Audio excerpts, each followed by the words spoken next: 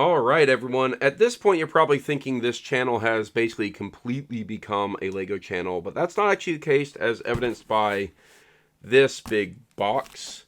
So this is a slightly different thing that I like to collect. So everyone knows I do collect swords and medieval stuff. People at this point definitely know that I collect Lego and things like that. This is one of the other things I really like to collect. It is a high quality action figure, essentially. What I like to call the adult action figures. As you can see here, this is Ghost Recon Nomad 1/6 scale. Apparently, it's a limited edition of 180, which I had no idea. I pre-ordered this years ago and then promptly forgot about it, which is why I'm doing it now. I pre-ordered this when Ghost Recon Breakpoint came out, and then, like I said, promptly forgot about it. But this is one of the things I collect, and I actually have quite a few of these kind of high-end 1/6 scale figures. I really like them. I collect them from a lot of different franchises of characters that I really enjoy, especially ones that are from like Tom Clancy franchises. I have a bunch that are from the Division series, which, of course, I really enjoy. And I'm not even sure if those are actually licensed, but there was a company that was basically making Division-themed figures. And so that's what this is from Pure Arts. Now, I've never actually purchased a Pure Arts figure before, but these types of things tend to be really high quality and very easy to articulate, much like an actual action figure. But at a 1/6 scale, it's about a foot tall, and so the foot tall being about a 6-foot person. And so we're going to unbox this and see what is inside. So let me get my handy dandy knife here. Okay. And we will open this up. Oh. Let's get this thing out. So these premium figures, I might have to readjust things like cameras and whatnot here, but these premium figures come in these nice boxes, very nice boxes. This one's a little bit weird. It threw me off at first because at the top here, I thought that was actually like syrup. I mean, it's supposed to be blood, but it kind of looked like something was splattered on it. The box is like a topography view, so it's like a topographical map behind everything. But yeah, the little blood splatter effect there, it's a slightly different. You can see it's like less shiny. So it actually looked like it was something caked on there at first. But yeah, so Ghost Recon Breakpoint, like I said, whenever this came out, it's like 2.5 years ago, right? I pre-ordered this, and yeah, I look forward to unboxing it and seeing what this figure looks like. Oh, I just pulled out this cover art. So this is basically the cover art that comes on most versions of the game. It's just kind of like a little art print that's to cover it, I suppose. And here we go. It's kind of hard to see in the reflective plastic, but there's the figure. And I really like these figures.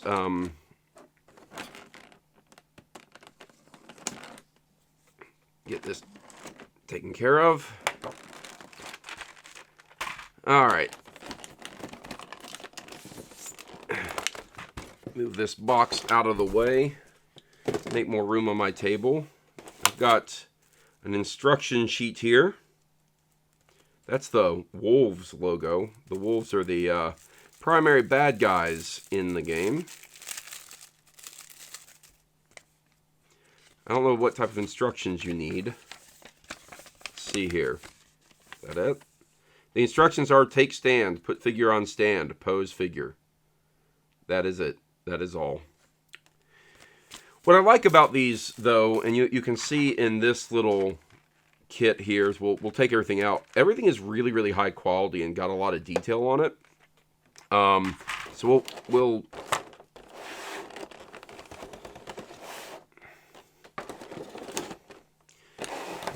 pull out this figure. And we got a lot of parts inside of it. Let me pan that down a little bit so we can get a slightly better view. One of the problems here is this camera feels a lot closer than it should. So there's the figure. Let's zoom in here. This head in a plastic bag. That doesn't look real fun. But everything is really high quality. Everything is painted really well. All the little bits and bobs, like, you know, the little feet bits are kind of just like a molded resin plastic type thing. But the clothes are actual cloth. Like, that's actual cloth there. You can actually see a little bit in, like, the arm area.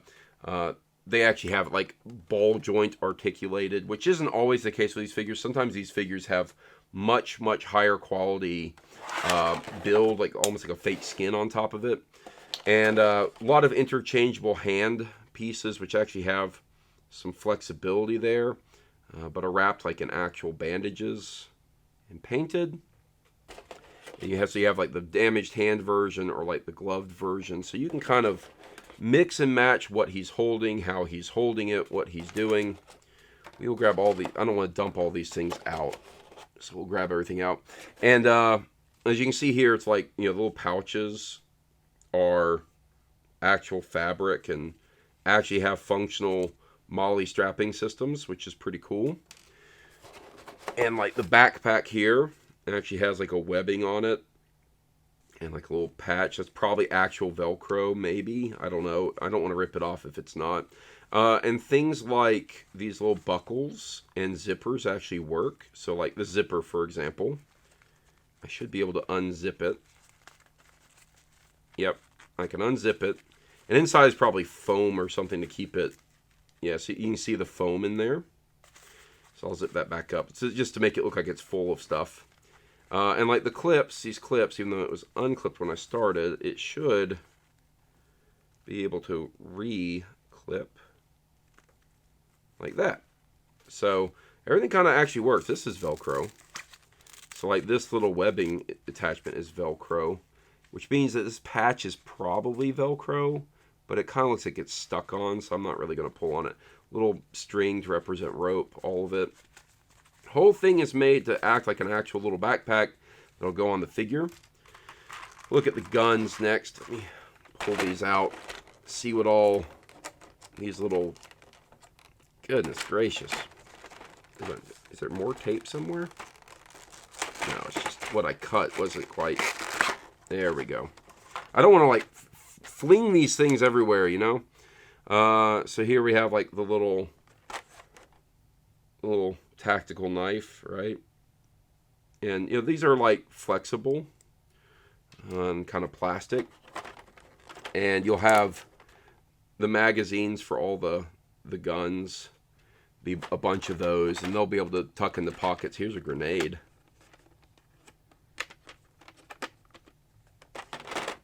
Little tiny scale grenade, frag grenade. Let's see if I can get any of this stuff. I gotta pull all these things out so I don't fling them all over the place. It's like one of the dangers of this.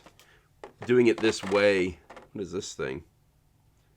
Oh, it's like a comms device here. Reminds me a lot of the Division style comms devices.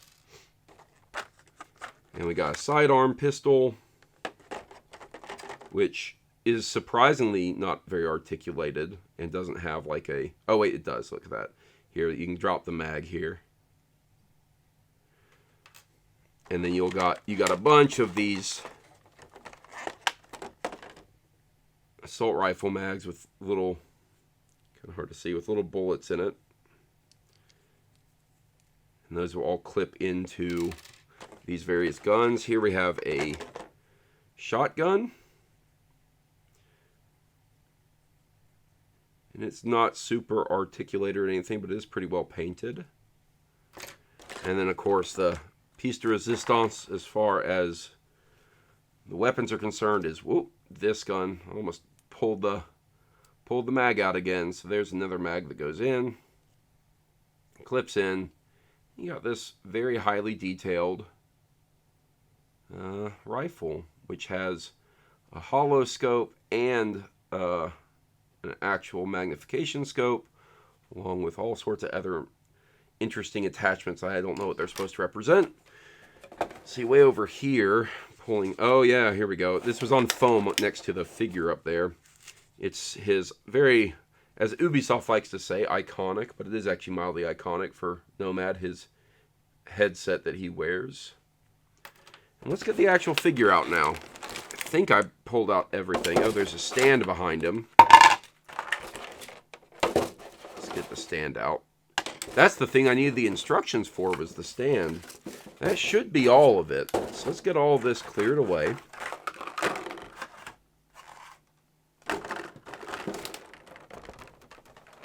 Alright, get that set aside so we can set everything up. So I'll set him down, set the stand up. These stands are pretty common in the way they work. They extend upward and they pop out. Ooh, that kind of looks like it's broken. That might have to be fixed, but they kind of have this little spring effect to them, so they grasp on to whatever you need to grasp on to. Anyway, let's unpack the figure. So there's the figure in all of its glory. Looks a little bit wonky until you set him up. And you can see there's like this arm articulation that allows it to bend. It's got this, you can hear it. But that means that it'll hold really well. So he's been through a lot according to the way this looks. It's kind of hard to see with the articulation point. Oh, his arm is backwards here. There we go. Someone turned his arm around backwards. So we can, oh dear. The fact this is broken is mildly annoying. It'll require some fixing, but goodness gracious. See, that's not a good thing. You don't want parts of this when you pay as much as you do for these things. You don't want parts of them to be broken. That's not fun. So I'm going to have to try to set this as best I can. And I'll probably have to go back sometime in the future. Yeah. Sometime in the future I'm going to have to go back and like tape it up or something. Or glue it. Re-glue it. Ooh. That's no fun. I'm not happy about that. I'll have to fix that. Alright. So, let's see if we can get him to stand up on his own then. Balance out a bit. So we can put stuff on him. We'll get the headset on him here. There we go. Over his ears.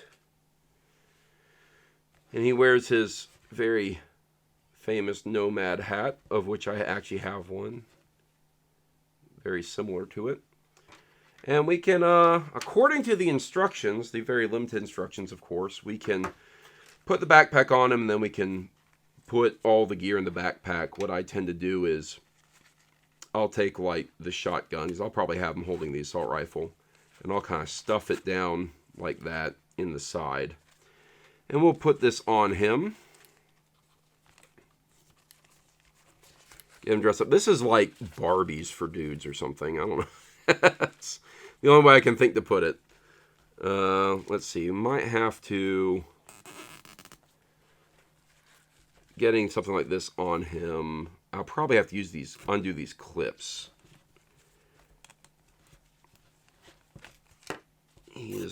Without the stand, it's going to be a little bit difficult. So I'm going to,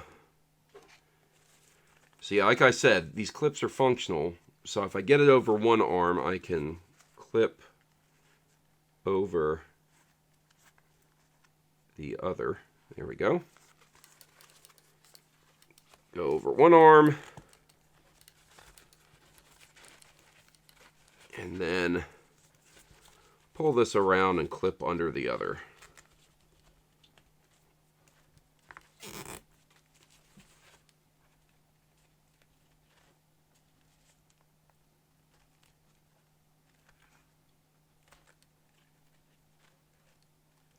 This is one of the fun things about these as well, is they're so small. The bobs are so small. You actually have to like sometimes work at it a little bit.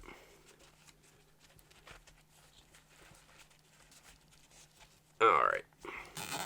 Something like that. So there he is with his backpack on. Shotgun over his left shoulder. Why not? And we have these little mags here, and we can set them in his tactical pouches here, so he has quick access to them.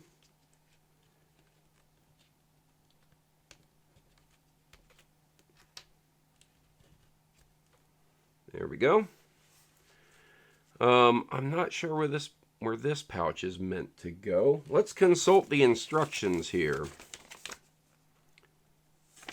It doesn't show me. I mean, this just kind of looks like it doesn't have any attachment points. Kind of weird.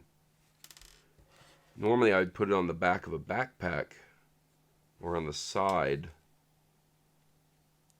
But I'm not entirely certain. I'll have to come back to this one. Let's see.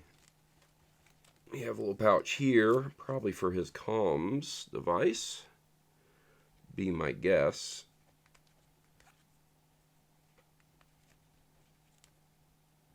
Sure, why not?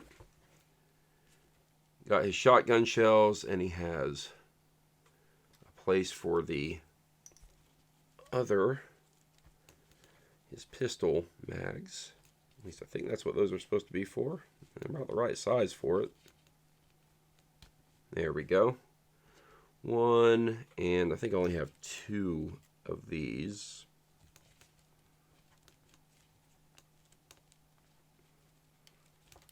Oh, I just knocked off his shotgun shells because they were Velcroed on. Let me grab those. Put that back on, since they were Velcroed.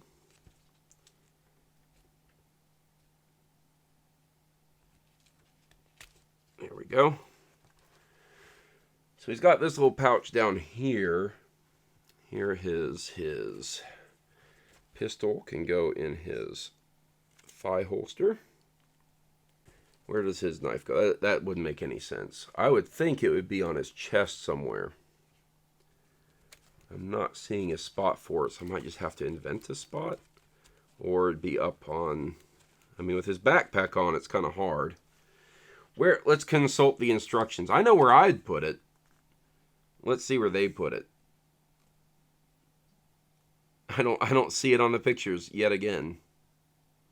Oh, it's on his other thigh.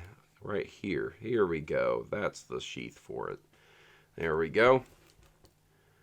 If it were me, and I have done this with my backpacks, I have a knife spot on the backpack itself.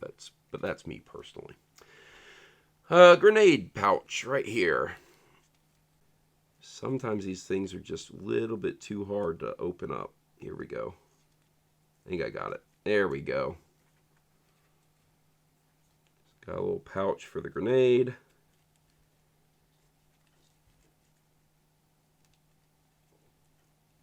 Set that in there, close it back up.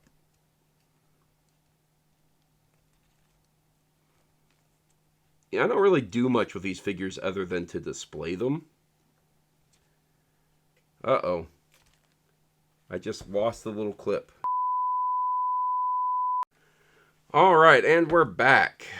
So one of the downsides of these little detailing pieces and their functionality is that they can also functionally break the same way. So this little tiny strap right here came loose from the clip, and I had to rethread that particular needle, so that was fun. Alright, let's see here. I want him, he doesn't need to be too battle damaged, so I'm going to avoid the bandaged hands. I'm going to go with the gloves, but I'm going to have him holding this assault rifle, so I'm going to... It looks like he only does one glove. It looks like all these are his right hand. There we go. Pull that off. Put his other hand on.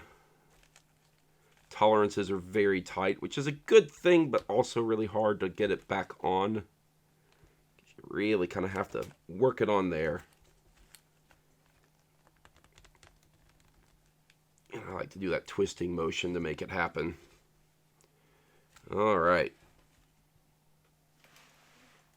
This is basically the evolution of G.I. Joe, right? Like, that's what this essentially is. I really have no idea where this little pouch goes. I'll have to figure that out some other time. And if he's going to be holding that, then this, I was wrong, his bandaged hand is his left hand. He's got a watch on, so I got to be careful of that because that watch will come off. Almost guaranteed. All right, after much finagling, I got it about where I wanted it. I really want him to just kind of be holding this kind of down. Not really aiming it or anything, but a lot of the way the hand detailing is set up is kind of designed to make him look like he's about to shoot it. So I'll leave it like that, essentially. But that's it. You know, if I can fix this stand to be, you know, not completely broken. Yeah, if I can fix that stand and not be completely broken, then I'd be a little bit happier. But there you go. There's the figure as he at least stands on his own. It's, you know, like I said, it's pretty good detailing. We'll now zoom in on some of the parts. So, you know, a lot of setup, and I've probably, at this point, I've probably cut a lot of the actual setup of this figure because it's very uninteresting, and I don't want this to be like an hour-long video. But you can see, you know, pretty good detailing on all the parts.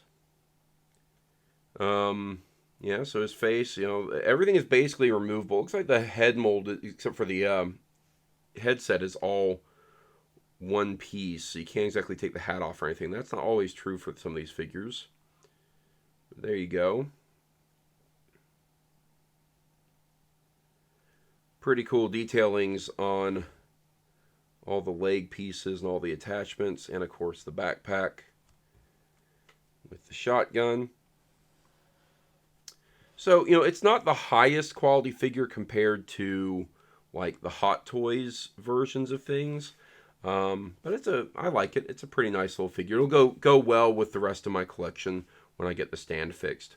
But yeah, that's it. Now, like I said, this is not a Lego video by any stretch of the imagination, obviously.